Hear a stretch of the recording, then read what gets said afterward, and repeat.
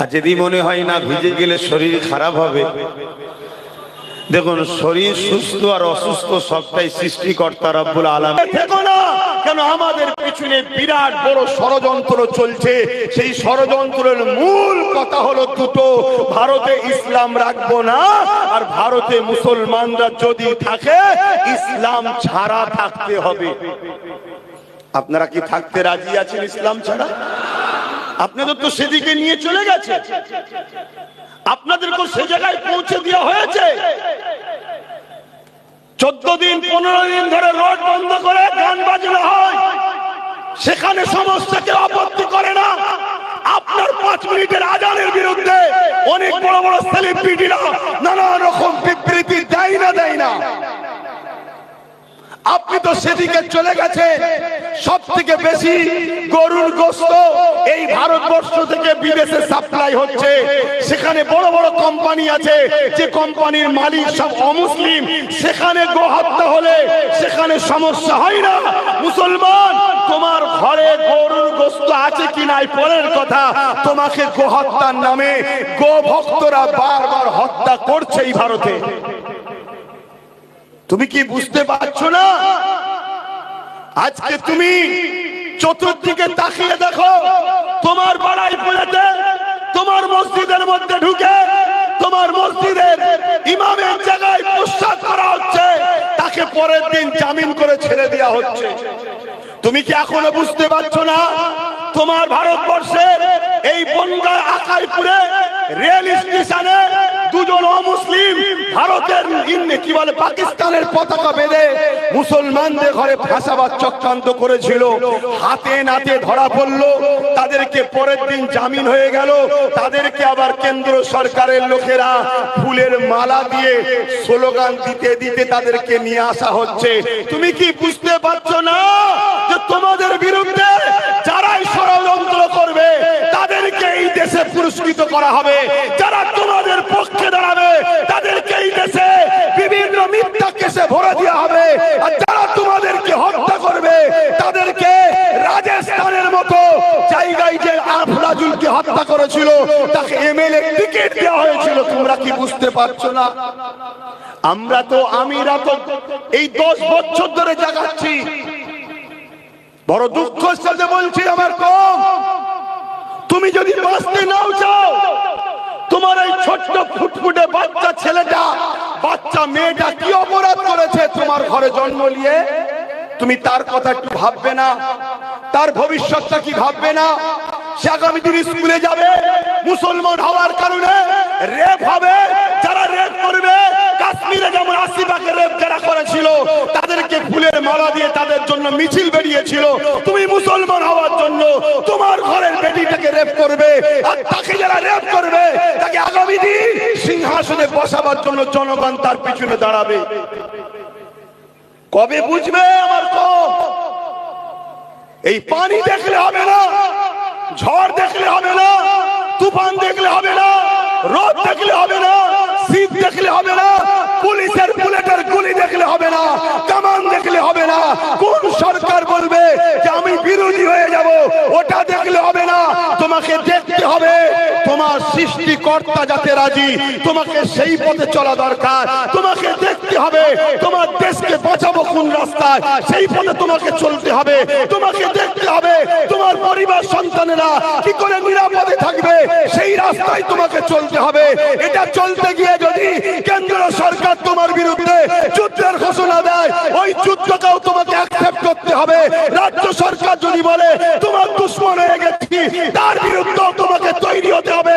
এটাই হবে তোমার প্রকৃত মানবতা, এটাই হবে তোমার প্রকৃত মনুষ্যত্ব, এটাই হবে তোমার প্রকৃত মানুষত্ব। যদি এটা তোমার মধ্যে না থাকে তুমি একটা মরা, তুমি বেঁচে থেকে কোনো লাভ নাই তোমার। তোমার মতো সমাজে কীট পতঙ্গ থেকে আমার কওমের কি ক্ষতি হচ্ছে শোনো। তুমি তো ইনসাফের রাস্তায় পাওয়া যায় না, তোমাকে তো ইনসানিয়াতের রাস্তায় পাওয়া যায় না। তোমাকে গরিব দুঃখী কৃষক দলিত আদিবাসী হিন্দু মতুয়া শিখ পাঞ্জাবি অসহায়দের রাস্তায় তোমায় পাওয়া যায় না। তোমাকে পাওয়া যায় এদেরকে যারা লোটে সেই শাসকদের চাটুকারি পাওয়া যাচ্ছে। তোমার মতো অসভ্য থাকার থেকে এই সমাজ তোমাকে মুক্ত হওয়াটাই ভালো। আজ বড় দুঃখের সাথে গুটি কতক কথা বলছি। ওয়াকফ নিয়ে সবাই বলেছে, আমি হয়তো বলতে পারবো কি জানি না, কারণ আপনাদের সেই মন মানসিকতা এখনো আছে কি আমি জানি না। কিন্তু আমি এতটুকু বলবো, আমার কেন্দ্রে যে সরকার বসেছে আমার দেশে, আপনারা মাথার মধ্যে ঢুকেলেন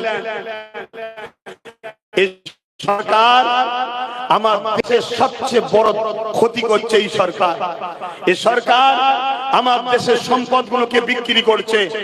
এই সরকার আমার দেশের এয়ারপোর্ট রেল সবকিছু বিক্রি করে দিয়েছে। আজকের এই ওয়াকফ কালা কানুন, মনে রাখবেন এখানে আরো একটা কথা বলে দিই, এটা শুধু মুসলমানদের একার লড়াইয়ের বিষয় নয়। যেমন ইসলামিক সম্পদের উপরে আঘাত দিয়েছে, কিন্তু কেন্দ্র সরকার এই আইনটা করতে গিয়ে সর্বপ্রথম যার উপর আঘাত দিয়েছে ওই আঘাতটা হলো আমার দেশের সংবিধানের উপর আঘাত দিয়েছে। আজকে এই ওয়াকফ নিয়ে শুধু আমরা মুসলমান কথা বলবো তা নয়, এই ওয়াকফের বিরুদ্ধে কেন্দ্র সরকার যে কালা কানুন তৈরি করেছে সেটা তো সংবিধান বিরোধী আইন। তাহলে সংবিধান তো পুরো ভারতবাসীর, তাই হিন্দু দলিত আদিবাসী শিখ পাঞ্জাবি সবার কাছে আপনাকে মেসেজ পৌঁছাতে হবে, আপনাকে দায়িত্ব নিতে হবে, বাড়ি বাড়ি প্রতিবেশী সবাইকে বুঝাতে হবে যে কেন্দ্র সরকার আমার সংবিধানের অনুচ্ছেদের বিরুদ্ধে গিয়ে, সংবিধানের ধারার বিরুদ্ধে গিয়ে আমাদের ওয়াকফ কালা কানুন তৈরি করেছে। অর্থাৎ আপনি যদি মসজিদের পাশে না দাঁড়াগে যান, মাদ্রাসার পাশে না দাঁড়াগে যান, কবরের পাশে না দাঁড়াগে যান, কিন্তু আপনি একজন দেশবাসী হিসাবে কেন সংবিধানকে মিটাতে চাইছে তার বিরুদ্ধে গিয়ে আপনি কেন্দ্র সরকারের বিরুদ্ধে কেন কথা বলছেন না? এটা আমাদের সেকুলার দরদিগুলোকে বলা দরকার আছে না নাই? আমাদের তো বন্ধু চিনা দরকার, আমাদের তো আপন চিনা দরকার, আমাদের তো দুশ্মন চিনা দরকার। বামপন্থ যদি ওয়াকফের বিরুদ্ধে না বলতে চায় না বলকে যা, কিন্তু বামপন্থ তার উচিত ওয়াকফ আইন কি বলে সংবিধান বিরোধী যে আইন রয়েছে তার বিরুদ্ধে বলা দরকার আছে না নাই? কংগ্রেস যদি ওয়াকফ নিয়ে বলতে না চাই না যা কি যা, কিন্তু সংবিধান বিরোধী আইন রয়েছে, এই সংবিধান বিরোধী করলো কেন? এর জন্য কেন্দ্র সরকারের বিরুদ্ধে কেস করা দরকার আছে না নাই? আজকে টিএমসি গভর্নমেন্ট সে যদি আমার মসজিদ নিয়ে বলতে তার অ্যালার্জি হয়, কবরস্থান দিয়ে বলতে তার যদি ঘৃণা লাগে, মাদ্রাসা নিয়ে বলতে তার যদি বুকে ব্যথা হয়, না বলতে চাই না বলকে যাও।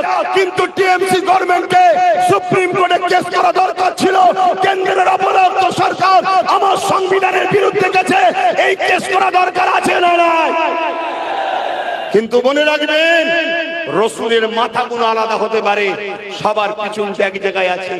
তাই সংবিধান বিরোধী হচ্ছে হচ্ছে যা, কিন্তু শেষ করছে তো মুসলমানদের।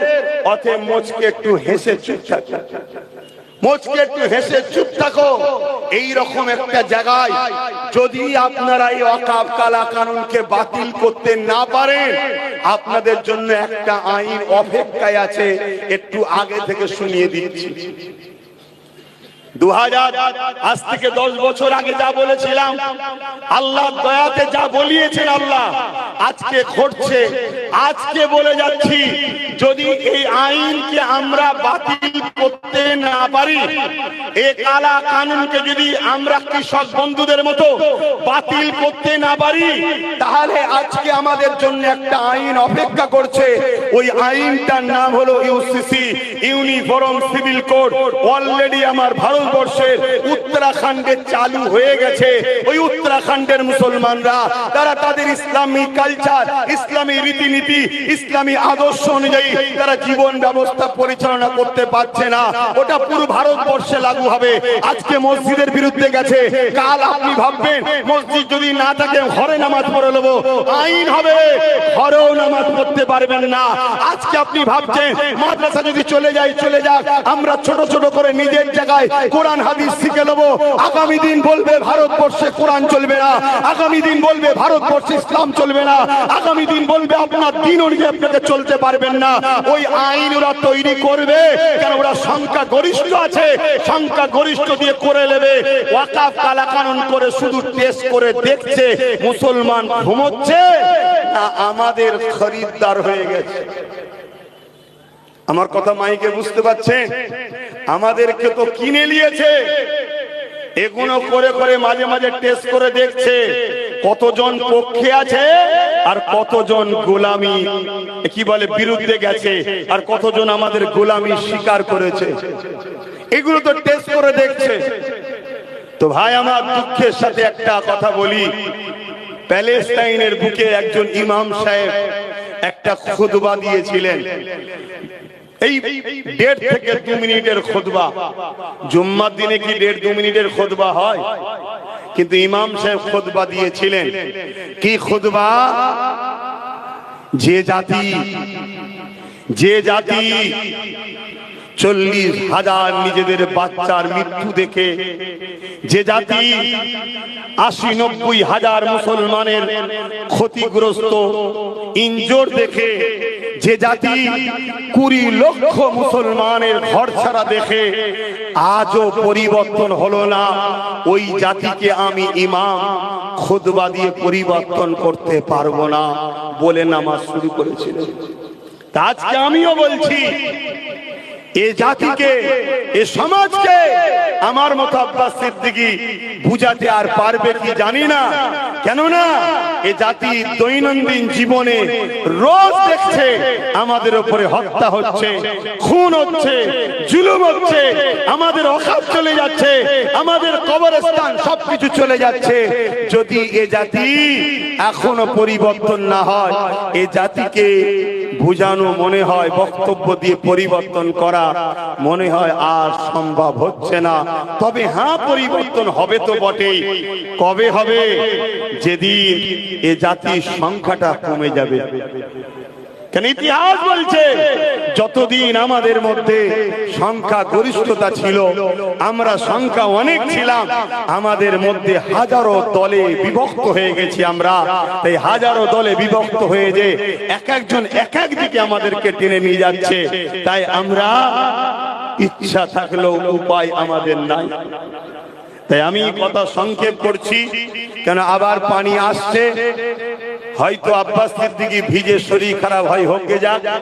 আপনাদের ভিজলে হয়তো শরীর খারাপ হতে পারে, কেন আপনাদের জীবন আমার জীবনের থেকে হয়তো অনেক মূল্যবান। তাই আপনারা ভিজতে চাইবেন না।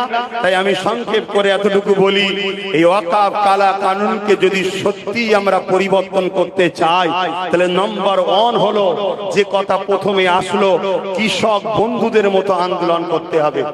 কৃষকদের সংখ্যা মাত্র 2%। কত পার্সেন্ট? 2%। সেই কৃষক পাঞ্জাবের 2% শিখ পাঞ্জাবি ভাইয়েরা তারা আন্দোলন যে দেখিয়েছে, সেই আন্দোলন অনুযায়ী আমাদেরকে আন্দোলন করতে হবে। তাদের আন্দোলন ছিল ঝড়েতে, তাদের আন্দোলন ছিল রোদেতে, তাদের আন্দোলন ছিল পানিতে, তাদের আন্দোলন ছিল রাতেতে, তাদের আন্দোলন ছিল দিনেতে, তাদের আন্দোলন ছিল 24 ঘন্টা রাস্তার উপরে। তাদের আন্দোলনে কাঁদুনি গ্যাস ছোড়া হয়েছে, তাদের আন্দোলনে বুলেটের গুলি কেন্দ্র সরকার চালিয়েছে, তাদের আন্দোলনে নিজের পাশে অনেক ভাই খুন হয়ে গেছে, রক্তরতাজা লাশ পড়ে গেছে। এত কিছু দেখার পরও তারা মাসকে মাস আন্দোলন চালিয়েছে। তাদের একটাই কথা ছিল, কৃষক কালা কানুন বাতিল করতে হবে।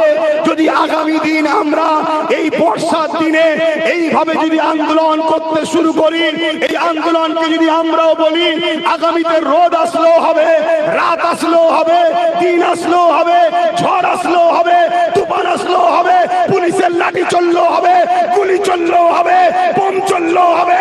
একদিনই আন্দোলন যদি আমরা বন্ধ করব না, চালিয়ে যাব, তাতে আমাদেরকে রাস্তায় খেতে হবে, রাস্তায় ঘুমোতে হবে, রাস্তায় বসে থাকতে হবে। আমি কথা দিয়ে যাচ্ছি, কেন্দ্রের অপদার্থ ভীতু সরকার অবশ্যই আইনকে বাতিল করতে বাধ্য হবে হবে হবে, চ্যালেঞ্জ দিয়ে যাচ্ছি হবে। কিন্তু আমরা যদি পানিতে ঘরে চলে যাই, রোদে যদি ছায়াতে যাই, রাত্রে যদি ঘুমিয়ে যায়, খাবার জন্য যদি ব্যস্ত হয়ে যায়, তাহলে মনে রাখবেন আগামী নতুন প্রজন্ম আমাদের বাচ্চারা জন্ম নেবে হয়তো ঠিকই, কিন্তু মুখে বুবা হবে, চোখ থাকতেও কানা হবে, কান থাকতেও কালা হবে, এবং তারা হবে এই দেশেরই পুঁজিপতিদের শুধুমাত্র চাকর, গোলাম, এছাড়া আর কিছু নয়।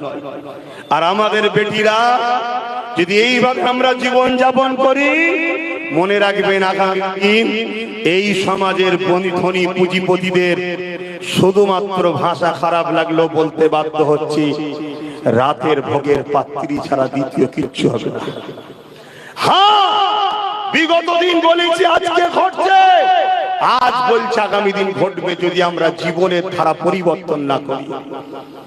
আরে আপনার পাশে সংবিধান আছে, আপনার পাশে দেশ আছে, আপনাকে সংবিধান রাইট দিয়েছে, আপনাকে দেশ রাইট দিয়েছে।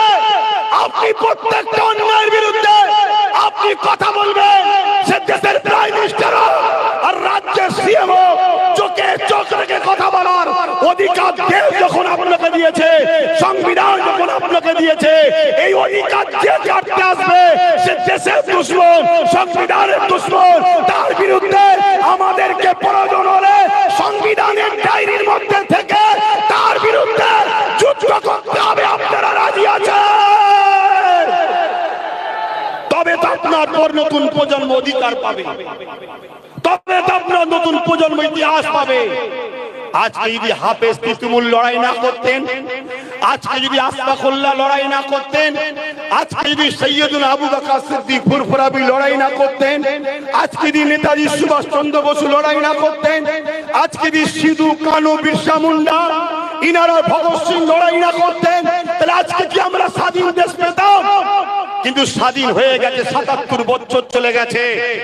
আবার নতুন করে এই দেশবাসীকে দেশেরই একদল অংশ মানুষ পুঁজিপতিদের ঘরে সামনে রেখে, সেদিন যেমন ইস্ট ইন্ডিয়া কোম্পানিকে খুশি করার জন্য আমাদের গোলামত হয়েছিল, আজকেও একদল পুঁজিপতিকে সামনে রেখে পুরো দেশটা তাদেরকে বিক্রি করে দিচ্ছে।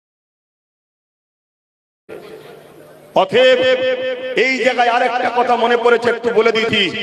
এই যে পালগাঁও হামলা হয়েছে, এই হামলা অত্যন্ত দুঃখজনক, অত্যন্ত নিন্দনীয়। এই হামলার পিছনে অনেক রহস্য লুকিয়ে আছে। যেমন একটা রহস্য হচ্ছে বর্ডারে লাগোয়া কোন বাড়ি ঘর, কোন কোম্পানি কাউকে জমি দেওয়া যাবে না, এটা আমার দেশের আইন। কিন্তু আজকে বর্ডারে লাগোয়া সব জায়গাতে আমার দেশের আদানি আম্বানিদের ঘরে জমি দিয়ে দেওয়া হচ্ছে। খুব ভালো করে বোঝেন, আজকে এই পালগাঁও হামলা এর পিছনে অনেক রহস্য দেখা যাচ্ছে। সেই রহস্যের মধ্যে একটা রহস্য হলো এটা, যেখানে দৈনিক ৩-৪ হাজার টুরিস্ট যায়, সেখানে একটা কোন পাহারাদার বিএসএফ বা সেনা বা পুলিশ কেউ ছিল না কেন? এই রহস্যের মধ্যে অনেক কিছু দেখা যাচ্ছে। তার মধ্যে আরো একটা হলো এটা, ৩০০ কিলোমিটার যেখানে হামলা হয়েছে সেখান থেকে বর্ডার, অত দূর থেকে লোক আসলো, অস্ত্র হাতে নিয়ে মারলো, আবার চলে গেল, এর ধরতে পারলো না। কিছু একটা রহস্য পাওয়া যাচ্ছে না, যায়নি। সমাজে কান পাতেন, অনেকে বলছে বিহার ভোট হয়ে গেছে, পুলওয়ামা আস্তে আস্তে আউট হয়ে যাবে। অর্থাৎ ভোটের জন্য একটা ইস্যু অনেকে বলছে। অনেকে এটাও বলছে যে এই হামলার পিছনে আমরা অনেক কিছু দেখতে পাচ্ছি।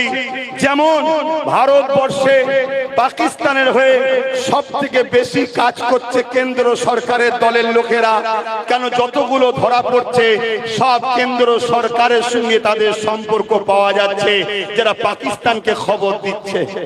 অতএব এই জায়গাতেও অনেকে ডাউট করছে যারা হামলা করেছে তারা মূলত কারা, তারা পাকিস্তানের এজেন্ট। এই দেশে যারা বসে আছে তাদের মধ্যে থেকে কেউ যে হামলা করেনি তো, কারণ ইতিহাস বলছে রাজনীতির জন্য দুশ্চরিত্রের মানুষেরা নিজেদের পরিবার সন্তানকেও খুন করেছে। তাই রাজনীতির জন্য গদি বাঁচাবার জন্য এমনও অনেকে বলছে নিজেরাই হয়তো এমন কিছু ঘটনা ঘটতে পারে যাতে মানুষের মাইন্ডটা মুসলিম হিন্দু করা যায়। অতএব এই জায়গায় দাঁড়িয়ে থেকে যেমন আমাদের ওয়াকফ কালা কানুনকে বাতিল করার লড়াই, ঠিক তেমনি পলগাঁওতে যারা প্রকৃত আসামি তাদেরকে চিহ্নিত করা হয়েছে, তারপরও এখনো কেন ধরা হচ্ছে না, তাদেরকে সর্বোচ্চ শাস্তি মৃত্যুদণ্ড কেন দেওয়া হচ্ছে না, এটাও কিন্তু আমাদের আন্দোলনের দরকার আছে না নাই? কিন্তু আপনি দেশের দিকে রাজ্যের দিকে কান পেতে দেখেন, পলগাঁও আন্দোলনটাও বন্ধ হয়ে গেছে।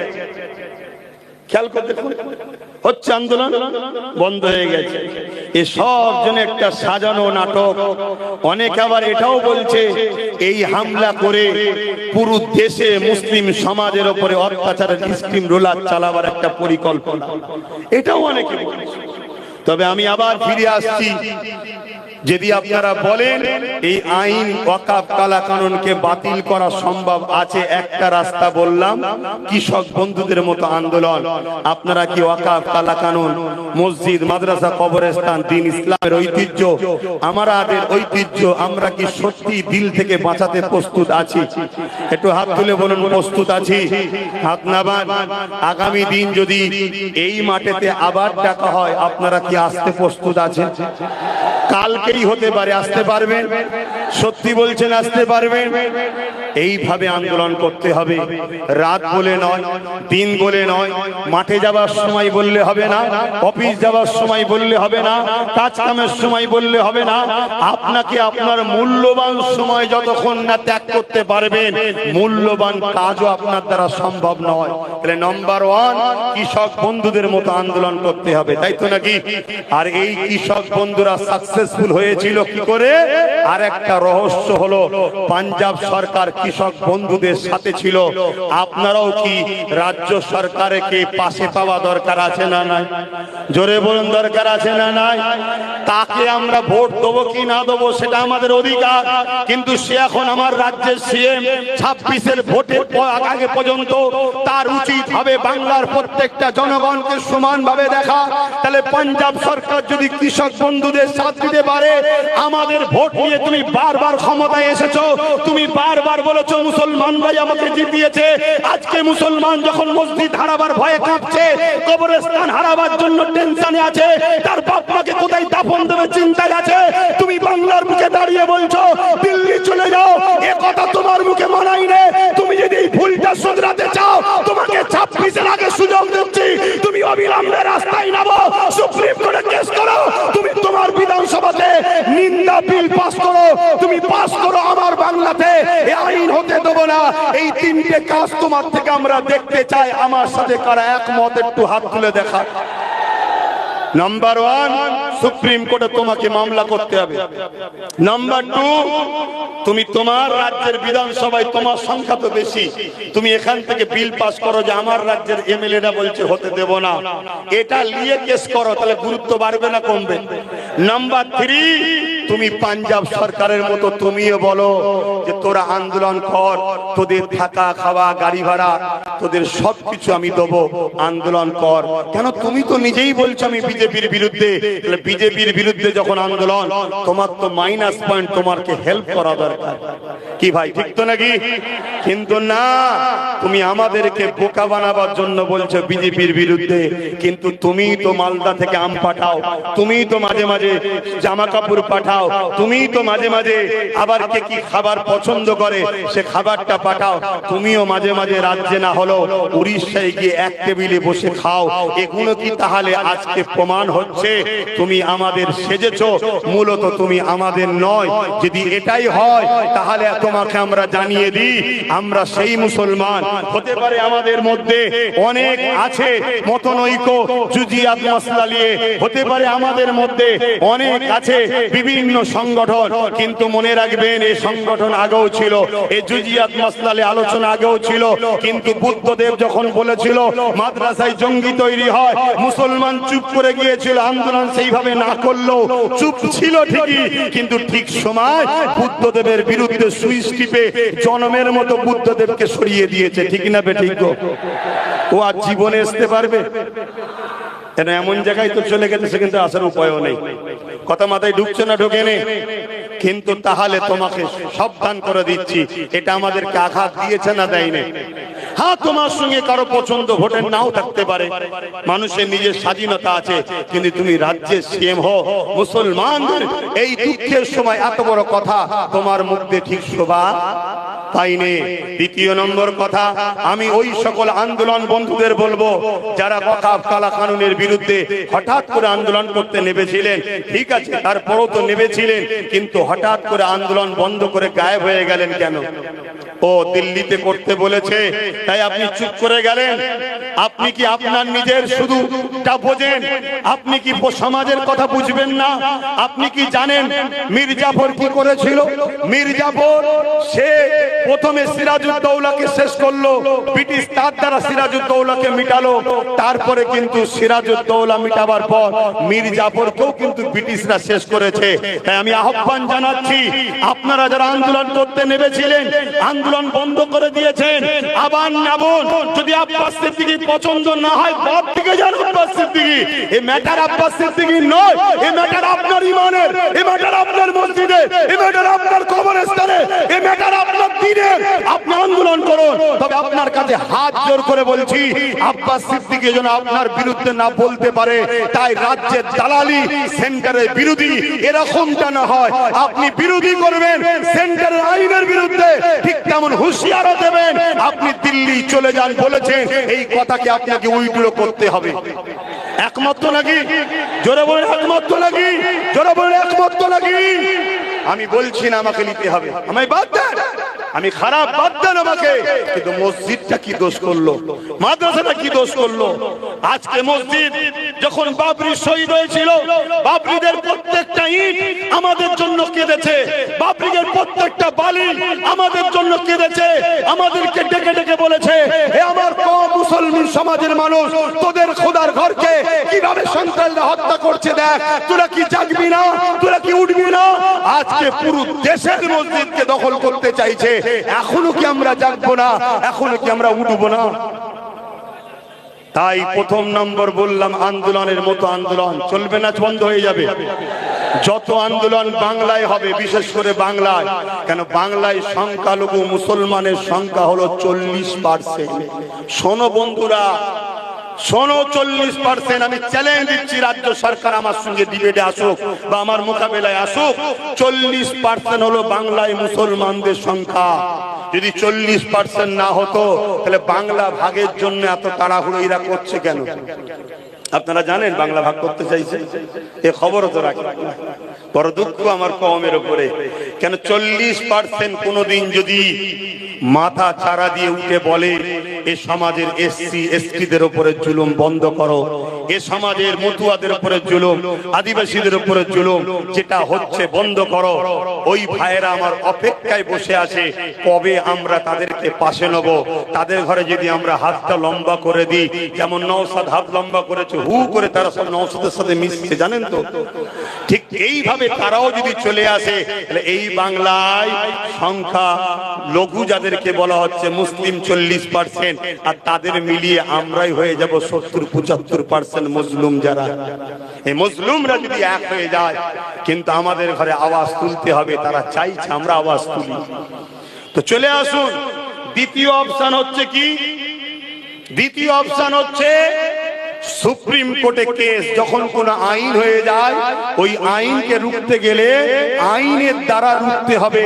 তাই সুপ্রিম কোর্টে কেস যতটা হয়েছে বড় দুঃখজনক। আমি তো ভেবেছিলাম সুপ্রিম কোর্টে হয়তো কয়েক লক্ষ কেস জমা পড়বে আইনের, এই কালাকানুনের বিরুদ্ধে, কিন্তু সেইভাবে একেবারে তুচ্ছ।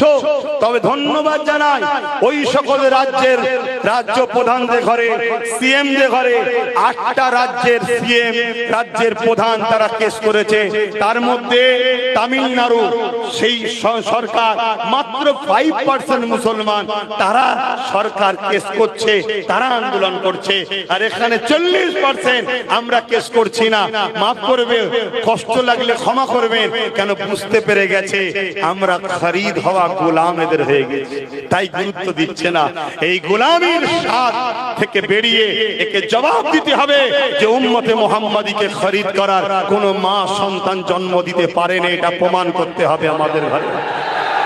আমরা হয়তো দুর্বল, আমরা হয়তো মসজিদ মাদ্রাসা ধর্মপ্রেমী মানুষ, তাই আমরা হয়তো রাজনীতির আগিনায় আসিনি, কিন্তু তা বলে এটা নয় যে আমরা মুহাম্মদ রাসূলের গোলামি করি, অন্য কেউ আমাদেরকে গোলাম বানাবে। এই স্বপ্ন যুগে যুগে যারা দেখেছে তাদের স্বপ্ন ভেঙেছি, তাদের স্বপ্নকে ভেঙে তছনছ আমরা করেছি। এই স্বপ্ন আমাদেরকে ভাঙিয়ে দেখাতে হবে। শত শেষ কথা, সুপ্রিম কোর্টে কেস চলছে বলে অনেকে আবার বলছে চুপ থাকতে হবে, চুপ থাকার জন্য বাবরি গেছে।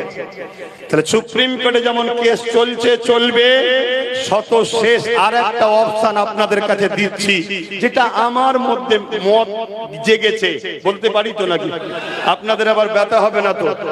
সেটা হলো এটাই, আমাদের সমস্ত মুসলমানকে এক হয়ে আওয়াজ তুলতে হবে প্রতিটা প্রোগ্রাম থেকে, প্রতিটা প্ল্যাটফর্ম থেকে। সেটা হলো কি, বাম, কংগ্রেস, টিএমসি বুঝি না, পুরো দেশে যত সেকুলার দল আছে সমস্ত দলকে সমস্ত জায়গার মুসলমানরা আহ্বান জানাবে। আমরা বাংলার মুসলমান, আমরা বাম, কংগ্রেস, টিএমসি কো আহ্বান জানাবো। আমরা লাল কালো বুলু বুঝি না। এই ওয়াকাফের বিরুদ্ধে যারা, তারা আমাদের বন্ধু, ওয়াকাফের বিরোধী যারা নয় তারা আমাদের শত্রু, তাই তো নাকি? তাহলে এই জায়গায় আসুন আমরা সবাই সংগঠিত হয়ে এক হয়ে, যে আইন দ্বারা কেন্দ্র সরকার বিল পাস করেছে, আমরাও ওই রাজ ক্ষমতা তৈরি করে আমরাও নতুন করে বিল পাস করিয়ে আমরা আমাদের ওয়াকাফকে ফিরিয়ে নেব। এর জন্য হতে পারে 5 বছর দেরি, হতে পারে 10 বছর দেরি, কারো মধ্যে যেতে পারে 5-10 বছরের সব তো ভেঙে ফেলবে না। আওয়াজ যখন আপনি তুলবেন যে ক্ষমতায় আসার পর আমরাও সংখ্যা গরিষ্ঠতা দেখিয়ে, যেমন কেন্দ্র সরকার বিল তৈরি করে মসজিদ মাদ্রাসা লিখছে, আমরাও সংখ্যা গরিষ্ঠতা দেখিয়ে আমরাও বিল তৈরি করে ওয়াকাফকে ফিরিয়ে নেব। ওই সময়েতে ওই জায়গায় যে কোম্পানি যত কোটি টাকা বাজেট করুক না কেন, সবটা ওয়াকাফের দখলে হয়ে যাবে, আইন করে নেব। চেষ্টা করলে হতে পারে না, পারে না? আজকে যদি আমরা বলি আমাদের ঘরে আসুন সমস্ত দল এক হয়ে, সেকুলার দল যারা যারা বারবার মুসলমানদের ঘরে বড় ভোটের পছন্দ হয়, আসো আমাদের সাথ দাও। কি চেয়ারে 3টে পা তোমাদের থাকবে, একটা আমাদের থাকবে, ভাগিদারিতে আমরা এক জায়গায় হব। কি রাজি আছেন না নাই? জোরে বলুন, রাজি আছেন না নাই? ওই যে চেয়ার দেখছেন না সামনে লাগানো রয়েছে, 4টে পায়া আছে, দেখুন 3টে পায়া থাকলে ওই চেয়ারে কেউ বসতে পারবে? তো 3টে তোমাদের বাম, কংগ্রেস, টিএমসি থাক, একটা আমাদের হাতে থাকবে। তোমরা গদিতে বসবে, বসো, কিন্তু সংখ্যা গরিষ্ঠতা দেখিয়ে এই ওয়াকাফ কালা কানুনকে বাতিল করবে, এই বিল তৈরি করবে। সারা দেশে এই লড়াই ছড়াতে হবে। সারা দেশে এই লড়াই চললে একদিন অপদার্থ বিজেপি সরকার পড়বে, সেদিন সংখ্যা গরিষ্ঠ সেকুলার দল যারা আছেন আমরা হব। আমরা তখন আইন তৈরি করে আবার আমাদের ওয়াকাফকে ফিরিয়ে নেব। এই 3টে পন্থা আমাদের কাছে আছে।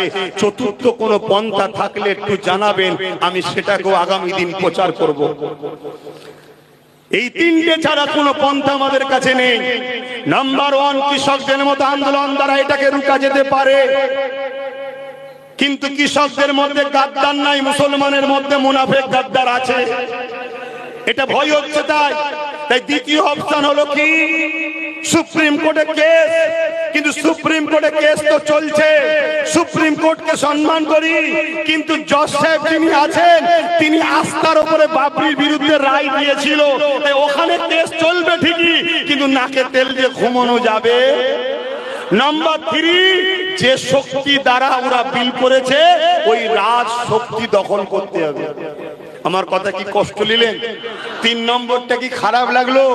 এতেই মরিছি তো আমরা। আমাদেরকে একদল উলামারা বুঝিয়েছে আমরা নামাজ পড়বো, রোজা রাখবো, মসজিদ মাদ্রাসায় থাকবো, পরকালে আমরা জান্নাত লবো। এই বুঝিয়ে বুঝিয়ে আমাদেরকে ঘরে ঢুকিয়ে দিয়েছে। যতক্ষণ না আমরা রাজ পাওয়ারে পার্টিসিপেট করব, রাজ ক্ষমতা যতদিন না দখল করব, ততদিন আমাদের ঘরে সবাই মিলে লুটবে। বিগত দিনও লুটেছে, আজও লুটছে, আগামীতেও লুটবে। আজকে বুকে হাত দিয়ে বলুন, আমি যে 2021-এ বলেছিলাম চেয়ারের 3টে পা থাকে, একটা আমাদের থাক।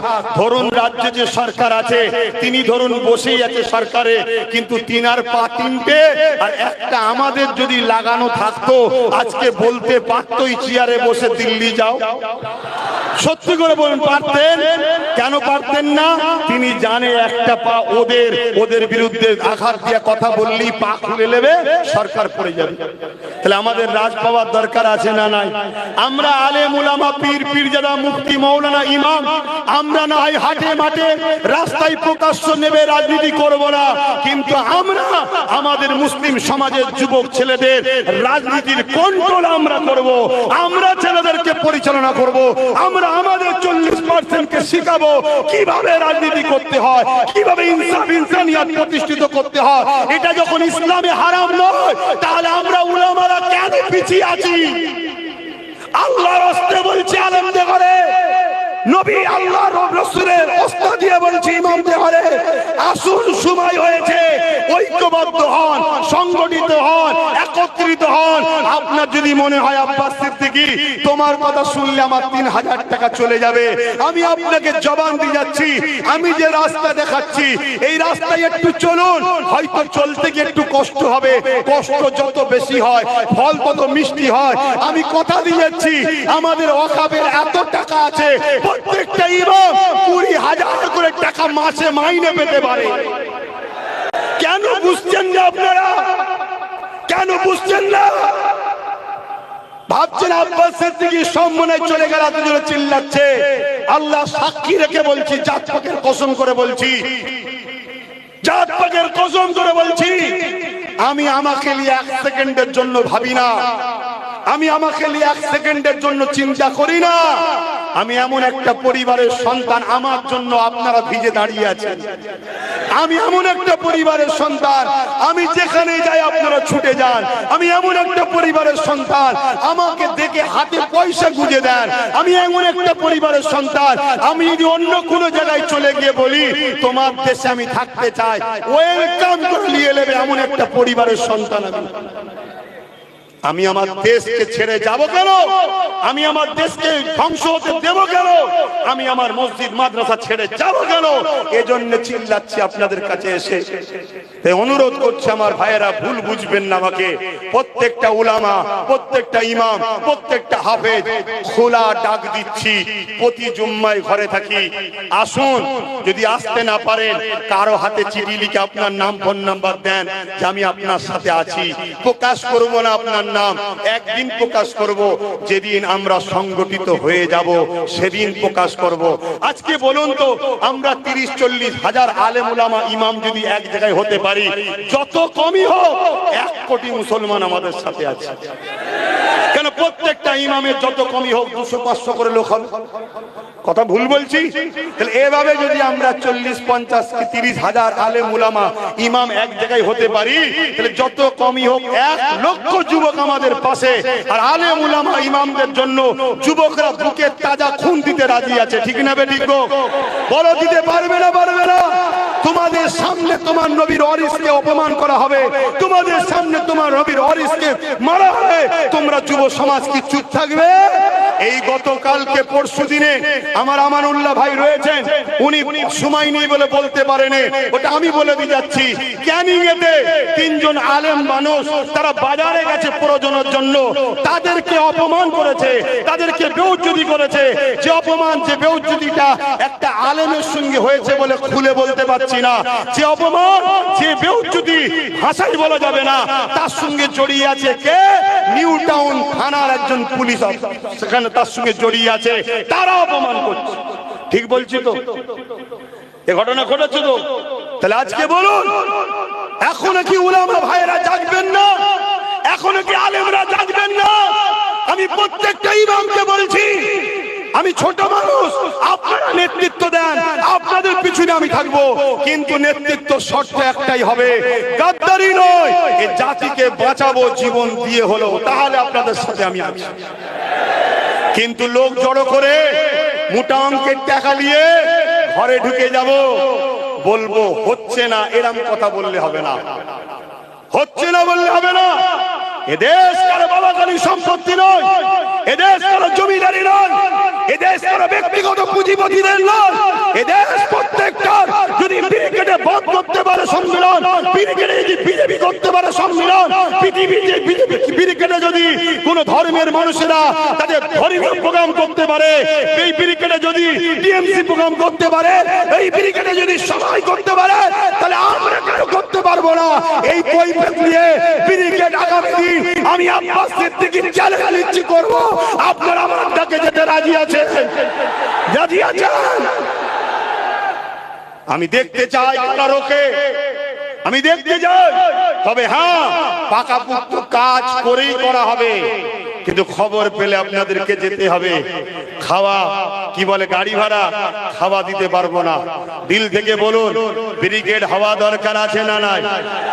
এটা একদিকে যেমন ওয়াকাফের ব্যাপার, আর আমার আগে বলছিলেন ওয়াকাফ ব্রিগেড করলেই যে ওয়াকাফ হয়ে যাবে এমনটা নয়, কিন্তু এখন ব্রিগেডটা আমাদের চ্যালেঞ্জ এসে গেছে। কেন মুসলমানদের দেওয়া হবে না? কেন মুসলমানদের দেওয়া হবে না?